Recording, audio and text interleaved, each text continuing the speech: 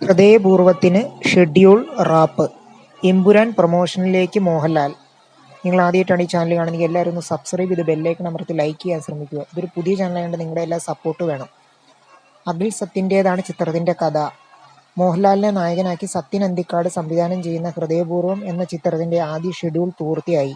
ഇനി എമ്പുരാൻ പ്രൊമോഷൻ പരിപാടികൾക്കായി സമയം നീക്കിവെച്ചിരിക്കുകയാണ് മോഹൻലാൽ എന്ന് നേരത്തെ റിപ്പോർട്ടുകൾ ഉണ്ടായിരുന്നു. എന്നും എപ്പോഴും എന്ന ചിത്രത്തിന് ശേഷം സത്യൻ അന്തിക്കാടും മോഹൻലാലും ഒരുമിക്കുന്ന ചിത്രമാണ് ഹൃദയപൂർവ്വം.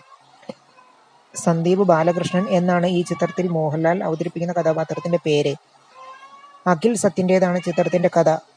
ഒരു പുതിയ തിരക്കഥാകൃത്തിനെ കൂടി മലയാള സിനിമയ്ക്ക് പരിചയപ്പെടുത്തിയിരിക്കുകയാണ് സത്യൻ അന്തിക്കാട് ഈ ചിത്രത്തിലൂടെ. DP സോനു ആണ് ചിത്രത്തിന്റെ തിരക്കഥ ഒരുക്കിയിരിക്കുന്നത്.